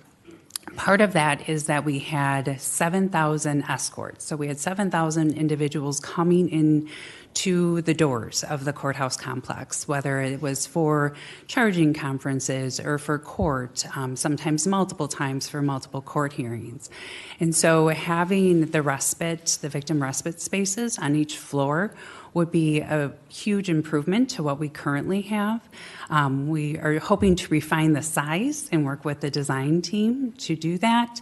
But it is really critical to have that for, reducing the trauma that individuals experience. We have to have some really tough conversations, both before court and after court, and having a private space to hold those conversations is critical. Right now, sometimes we're huddling in a hallway or trying to find an empty stairwell, and it's just not an ideal situation when working with such a vulnerable population. In addition, the security and safety that these rooms would provide is also important. We often have incidents break out outside of courtrooms, and so being able to have a space that we can really quickly move victims and witnesses to after court when it's been a verdict or a sentencing is critical to reduce those incidents from happening and to ensure the safety of our victims and witnesses and staff. Good morning, Madam Chair. Good morning, supervisors. My name is Matthew Torbenson. I'm a Deputy District Attorney within Milwaukee County District Attorney's Office. I supervise our Sensitive Crimes Unit, our Child Protection Advocacy Unit, and our Domestic Violence Unit. This project has been very collaborative, and we're very thankful for that. I think one of the things that I wanted to echo in the comments is the significant amount of trial work and litigation that takes place in Milwaukee County. On a given year, we do somewhere between 350 and 500 jury trials. When you look at the numbers from the state, we do about a third to about a quarter of the jury trials for the entire state in Milwaukee County.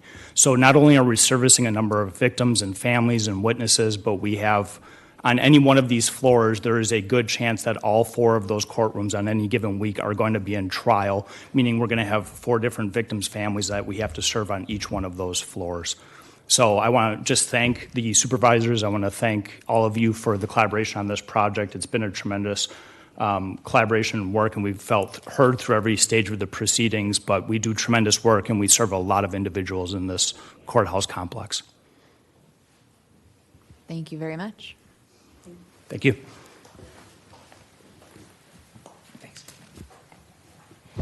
And last but not least, I have Sarah Martis, who's the Executive Director of the Milwaukee Bar Association. You've heard from the DA's side, now you're going to hear from the other side. Hello, good morning. Thank you.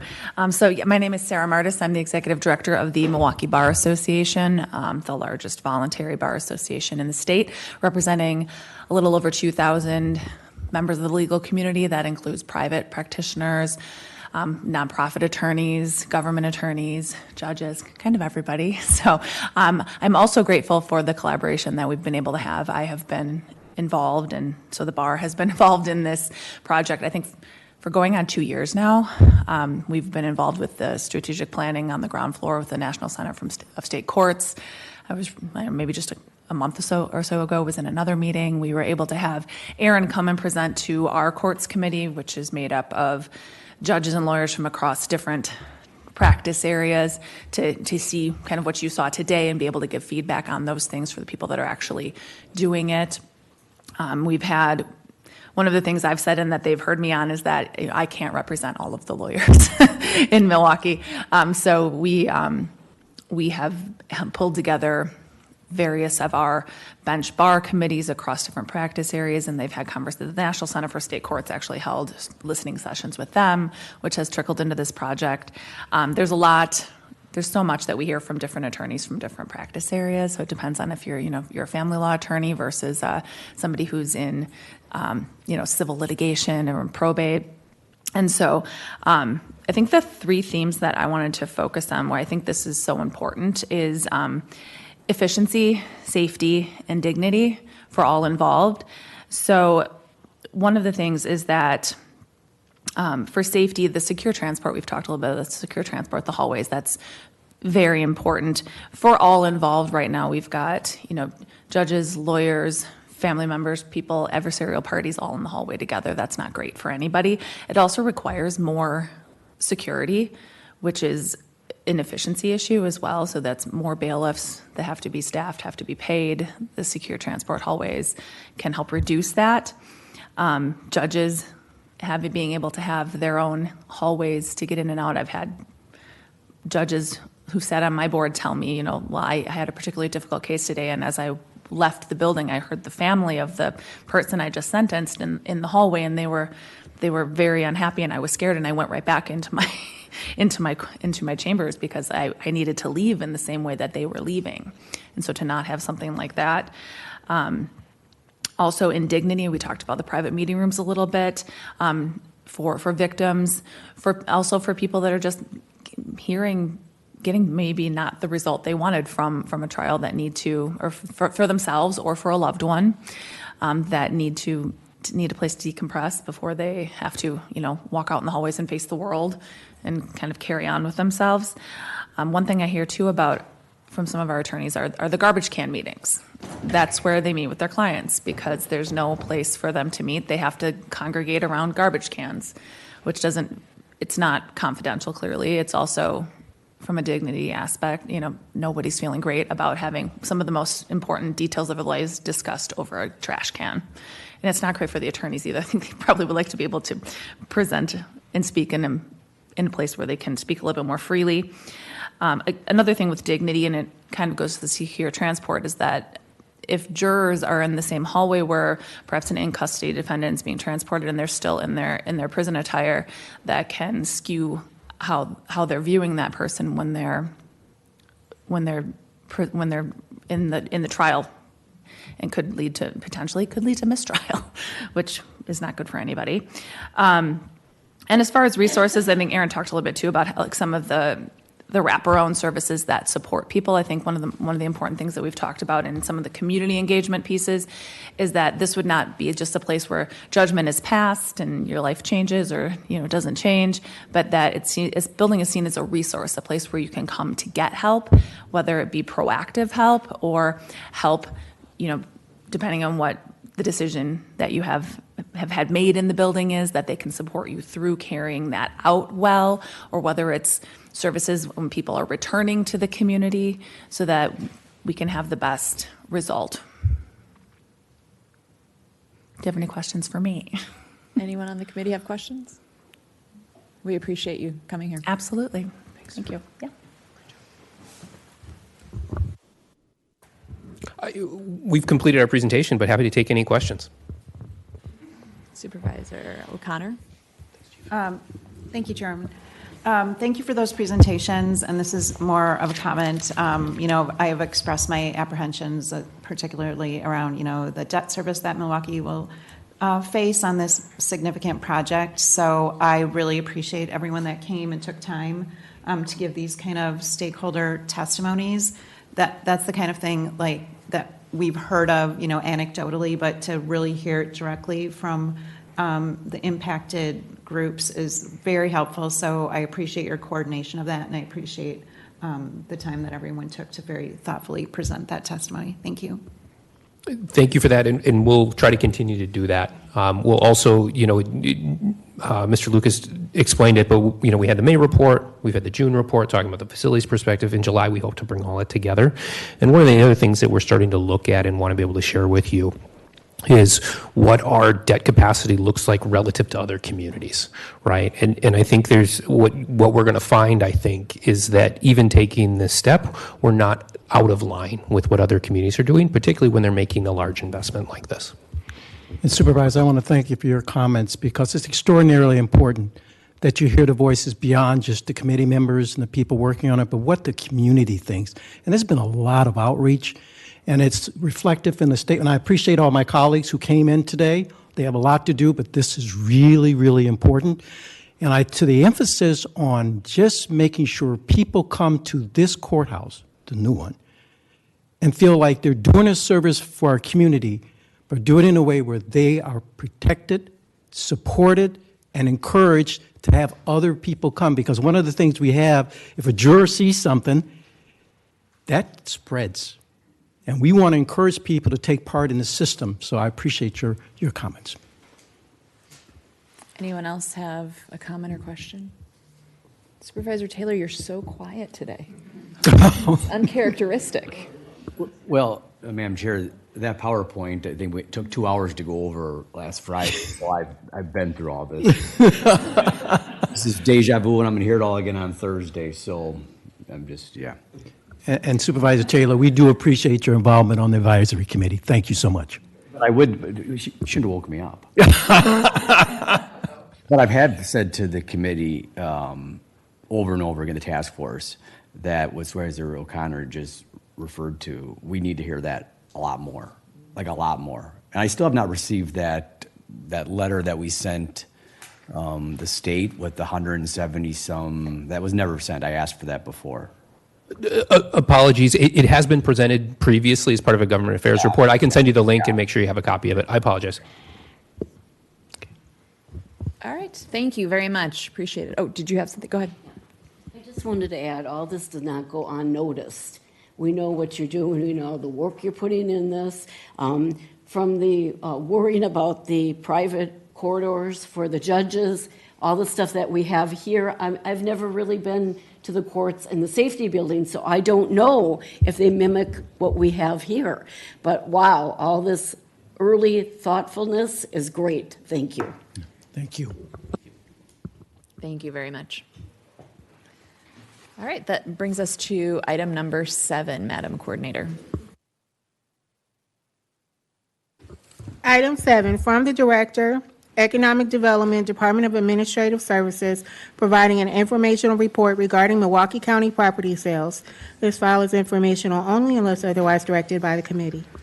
Chair, Supervisors, I feel like every time I sit here now, I clear the room out because we're after IJCC. We need to make this a more exciting report, I think.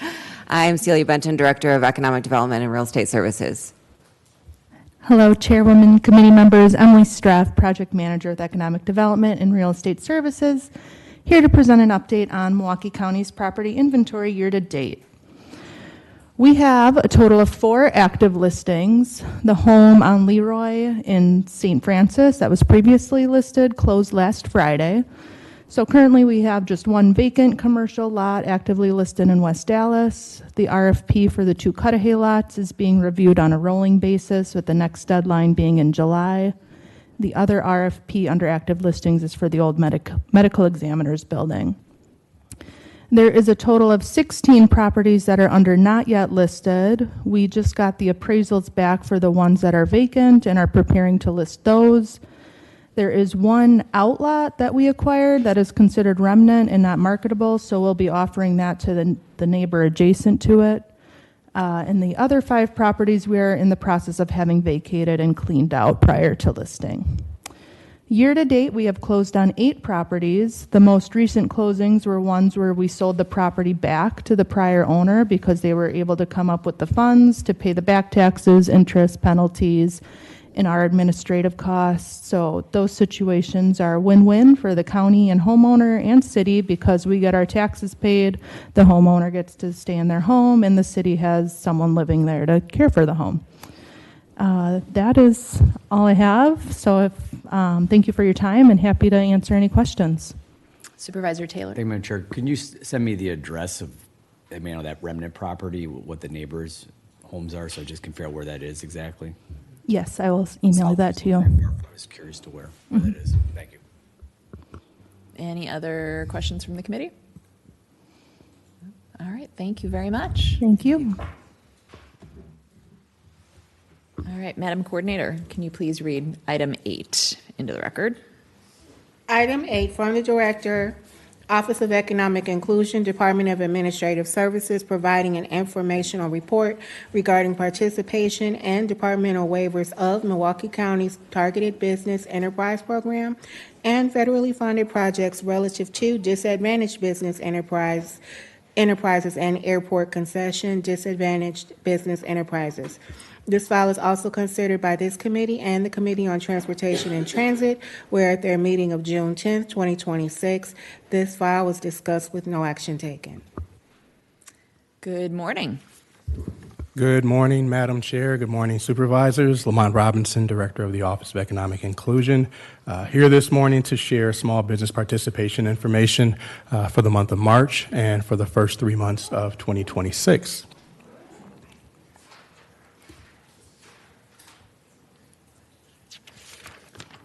So when we look at March, we see about $21.5 million worth of contracts that are awarded that came through our office.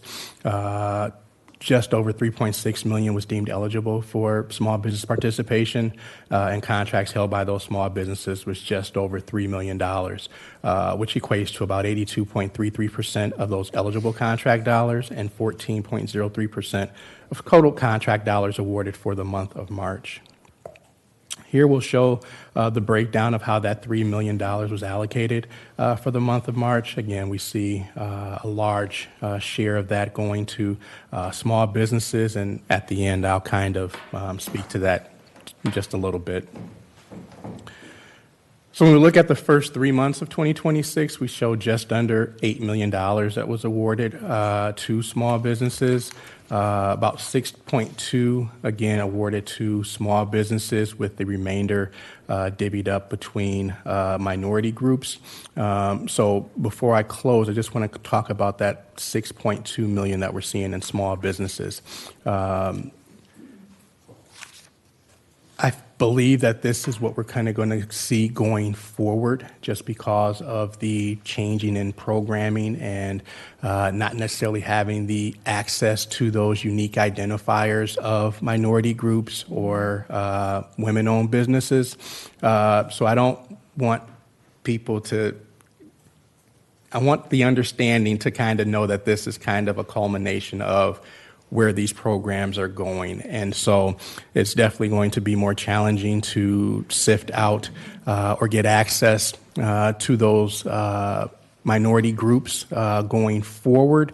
But I just kind of want to sit there for a little bit to share that with the committee as to what they may see going forward when we're doing these presentations, because that's just where the narrative is going to be when it comes to this breakdown. So with that, I'll end and happy to take any questions or comments related to the report. Thank you. Supervisor O'Connor. Thank you, Chairwoman. I think you've spoken about this in previous presentations, but of those different categories, do most of those have a Chamber of Commerce that are active with each identity group? Yes, they do. Madam Chair, Supervisors, yes, they do. Okay, thank you. Supervisor Roundtree Jr. Am I off mute? Okay, there I go. Okay, thank you, Madam Chairwoman, and thank you.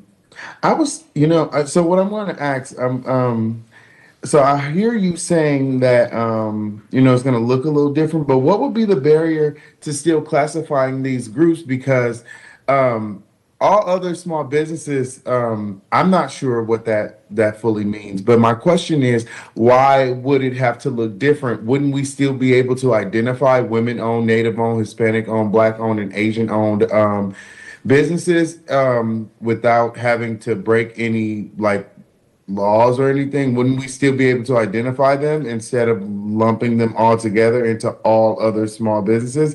Because, and second part of that question is what is all other small businesses? Okay. Madam Chair, Supervisors, thank you for the question. I think for us, part of that issue is going to be that when those firms are being certified, we're not going to have that identifier as to what grouping they're going to be a part of. So if we take the Disadvantaged Business Enterprise Program, or DBE program, for instance, previously we were able to capture race conscious and race neutral participation. And so when they're submitting their application, they're identifying as one of the groups that are accepted. If that's no longer on the table, we don't have access to how those firms, that ownership profile shows up. And what I didn't necessarily want to do is start delving too deep into the business, because if a business has multiple certifications where they're both minority and women-owned, I didn't want to be biased and say, oh, well, our minority numbers are down, so let me use this certification for this project to boost up the minority, when they could be, you know, under either the minority or the woman-owned business. So, so when it isn't expressly identified or known as to how they want to show up for that particular project, they would just fall up under small businesses. And so when we talk about small businesses, we're talking about those businesses that don't fall under any of these minority or gender groups. So, so oftentimes you'll think of white male-owned businesses that are small businesses, but in addition to that, it's other businesses where the majority of that business does not fall up under one of these groups. So say we had a black male and a white female-owned business, they're 50-50 ownership. There's no majority there, so I can't put it under the black-owned and I couldn't put it under the women-owned. They would just fall up under the small business when there isn't a majority that aligns with the specific grouping for them to be added to that category. So I hope that answers your question. It didn't make it more convoluted, but if you need follow-up, I'd be happy to provide that as well. Thank you, Madam Chair. All right, thank you. Yes. Thank you, Madam Chair. And I guess I have a follow-up question based on what Supervisor Roundtree sort of brought to light. I'm curious if we have any academic research partners at any of our educational institutions that sort of tracking this. You know, the program is meant to overcome historic discrimination. And I'm, you know, aware of the UWM Mapping Racism and Resistance Project that clearly, you know, documents that discrimination in home ownership by tracking the racially restrictive covenants on, you know, property deeds. So I guess I'm just curious if there's any sort of partner organization or academic that is kind of looking at the landscape and how their research might maybe help assist us you know, execute on this programming. Thank you. Thank you for that, Madam Chair, Supervisors.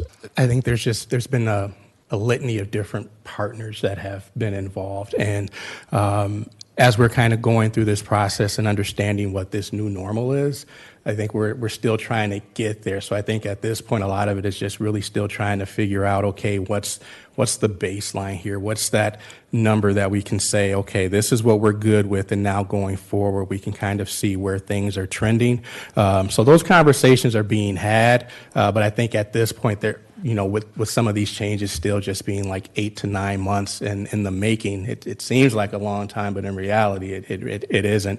I think it's really just still gathering information, understanding what that information represents, and then coming up with maybe some resolutions and ideas of how we can, you know, have better and greater impact on the community with small business and small business inclusion. So again, those discussions are being had, but I think it's still just going to take us time, because I think where a lot of people are afraid of is trying to rush the process. You don't necessarily want to crawl, but you also need to move at a pace where you're doing things where it's going to be sustainable and not just, you know, it makes sense for these 6 months, but then 6 months later, we're trying to figure out something else.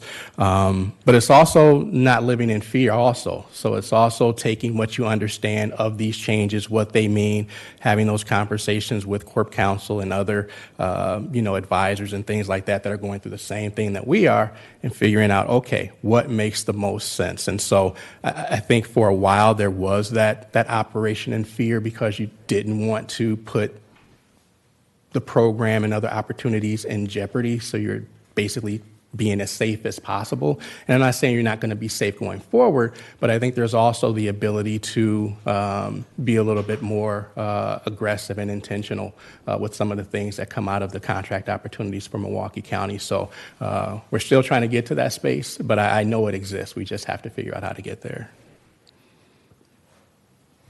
Thank you for that. I appreciate your, you know, commitment to the program and adapting to the new climate, which is super important. You know, as you've kind of acknowledged, the historic harms are not going away, and if we're ever seeking economic equity in Milwaukee, county, you know, we have to proceed. So I really appreciate your work. Thank you so much. Thank you. And I see that Vice Chair Roundtree Jr.'s hand is up. Is this a new question? Yes. Yes, thank you, Madam Chair, and thank you again, Director, for answering those questions. I just have a follow-up. What's the process to awarding or applying for these dollars? Because I'm just looking at the numbers, and I'm seeing a lot of variation between numbers, and I'm just trying to figure out, like, how are people either awarded or applying? Because it seems like there's just a little slight discrepancy in everybody's, but from a woman's perspective, if there's some type of dollars that are specific for a woman-owned business, are they being notified that these dollars are available, or is this like a situation where these people have to find it on their own? I hope that question makes sense. Thank you, Madam Chair, Supervisors. Supervisor, I believe it makes sense, and so I'm going to try to do my best to make it make sense in my explanation. So when we're looking at these firms go through a process of being certified for the specific work that they do. So whether that's electrical, carpentry, consulting, legal, whatever it is, they go through that application process. In that application process, we're looking at, you know, their education, experience, their knowledge, all of that other good stuff, and making a determination on whether they, you know, show that they are independent, they have ownership, and they have control, or they don't. When we now look at projects, those projects, when they come from different county departments, they're sending us the information, and then we're taking the potential work scopes that can, or they expect to occur within that project, and then we're looking at the availability of our firms to be able to perform those different work scopes on that project. And so as we're looking at that, we're now determining what an appropriate goal would be. And so we do not set individual goals for any of these groups. It's just one large goal that they fall under. So we don't set a minority business goal. We do not set a women-owned business goal. They all fall under either the targeted business enterprise goal or the DBE goal, which is the federal program. And so when those opportunities exist, we do try to alert firms, especially when those work scopes fall up under the work that they provide, where we'll do email blasts to those businesses that are certified that we know of. We promote the use of the county's business opportunity portal for firms to identify when projects are open and available. We refer firms to the e-Notify system, again, another system where you go in and register and select the types of projects that you would have interest in, and when those projects come up, it's actually pushed out to you. So you're not even doing the work after registration. It's being pushed out to you that's saying, hey, this may be something of interest for you to look at. We also inform firms of, you know, the bonfire platform that's used within procurement. So again, really trying to ensure that firms can, you know, get a holistic view of where these opportunities exist. And then when it comes to when the goals are set, if they're going to bid on that project as a prime, you know, they can self-perform. But sometimes these projects are larger than what the small business can endure on their own. So in that goal, that prime that's going to bid on that now has to meet that goal with the inclusion of a certified business or businesses to meet or exceed whatever goal is established for the project. So I can get very loquacious about this, so I'm trying to do it as simple as I can, but I hope that answers the surface level. And Supervisor Roundtree, if there's ever a time that you just want to have a discussion, you and I, about this, or any of the supervisors, I am happy to have that conversation as well. But I hope that in some way answered the question that you had this morning. Yes, and thank you. And thank you, Madam Chair. Thank you. And normally we get 2 reports from you, but I just want to confirm that this is the only report. Yes, this is the Okay. last time was kind of catching up from year end and things like that. So normally it'll be something similar to this. All right, and thank you for using the term loquacious. I like it. That might be another requirement going forward. Everyone needs to bring a new vocab word. All right, any other questions? Oh, all right. Thank you very much. Thank you. My legislative aide said there were no e-comments the last time he checked. I have to read it into the record. I was going to ask Vice Chair if he had, but go ahead. Go ahead and read, yes. Item 9, e-comments submitted to the Committee on Community, Environment, and Economic Development via the County Legislative Information Center click. Okay. Vice Chair Roundtree Jr., were you able to see if there were any e-comments recently? There are none. All right. Thank you very much. And I know that the e-comments that come in will be appended to the file, correct, Madam Coordinator? That is correct. All right. So we are 11:29. We're going to adjourn. We will see you all back here July 20th for our next meeting. Thank you.